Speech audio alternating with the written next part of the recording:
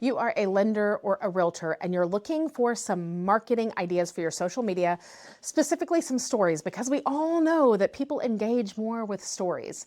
But maybe you just can't think of a story. Well, I've got one for you that you can absolutely use, as it is a true story and it also teaches a lesson, which is always good in our stories.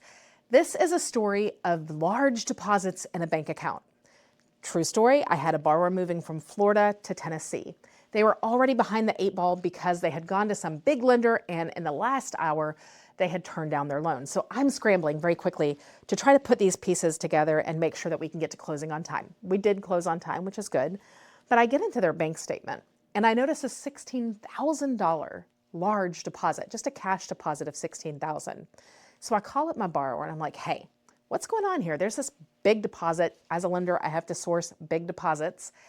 And she tells me, I kid you, this is the craziest thing ever, but she sold a zebra, an actual zebra. She was moving and she did not want to have to transport said zebra to her new home, and so she sold her exotic animal. The cool thing is, I did not know this until this, but an exotic animal actually has to have licenses and there's a paper trail. So good news, as a lender, I was able to actually document the $16,000 deposit from the sale of a zebra and use that for cash to close, which was fantastic because there was this paper trail.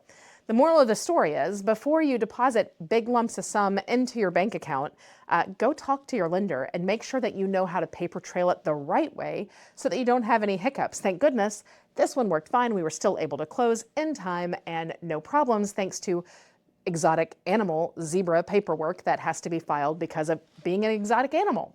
But that was a very crazy story. Now you realtor, your lender, you might have your own story of some crazy deposits that you were scrambling at the end in order to source. So tell that story if you've got it, or just use mine. I heard the craziest story of a borrower who had a large deposit. And if you don't know, lenders have to source those large deposits. And then tell my story. This is great for your social media.